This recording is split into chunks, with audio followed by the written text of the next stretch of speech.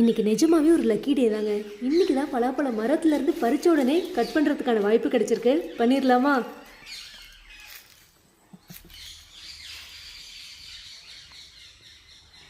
ஒரு சில டைம் பழம் பழுத்து கீழே விழுந்து எடுத்துருப்பாங்க. இதான் ரெண்டாவது பழம். மரத்துலேயே நல்லா பழுத்து காஞ்சதுக்கப்புறம் கையிலேயே கட் பண்ணுறது.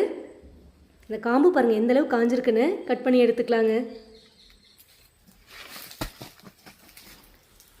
வெயிட்டு கம்மியாக இருக்கேன்னு ஒரு கையில் பிடிச்சேன், கொஞ்சம் ஸ்லிப் ஆயிடுச்சுங்க. ஆனாலும் அடிப்படல. பலாப்பழம் நம்மள மாதிரி கொஞ்சம் ஸ்ட்ராங்குங்க.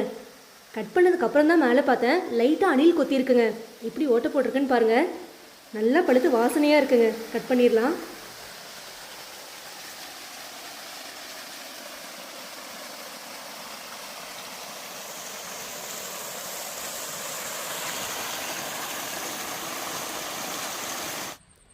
எப்போ பலாப்பழம் பறிச்சாலும் கொஞ்சம் வாடை போட்டு தான் கட் பண்ணணும்னு சொல்லுவாங்க. ஆனால் இந்த பழம் ஏற்கனவே வாடி வதங்கி தாங்க இருக்குது. இதுக்கு மேலே விட்டாலும் தாங்காதுன்னு நினைக்கிறேன். உடனே கட் பண்ணி பார்த்துடலாம் எப்படி தான் இருக்குன்னு.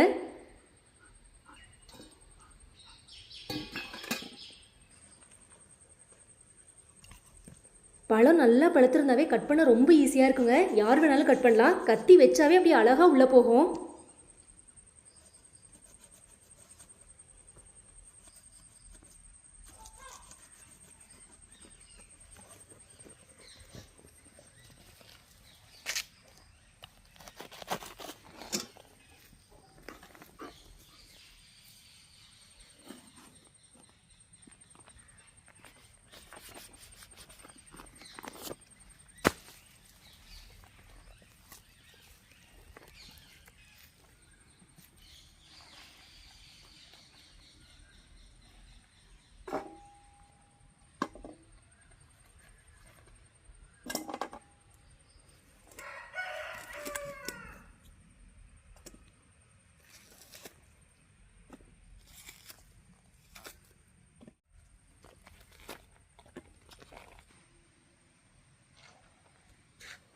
பழம் கொஞ்சம் குட்டி தாங்க. சொலைகளுமே அளவாக தான் இருந்துச்சு. சூப்பராக எடுத்து முடிச்சாச்சு.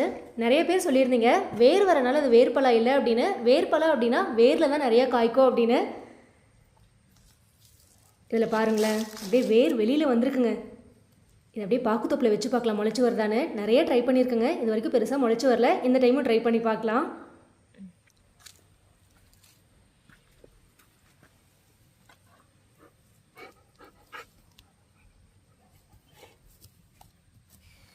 இன்றைக்கி அப்படியே ஃபார்ம் ஃப்ரெஷ் பலாப்பழம் ரெடிங்க. சோறே சமைக்கல அப்படின்னா கூட இன்றைக்கி இதை வச்சு மேனேஜ் பண்ணிக்கலாங்க.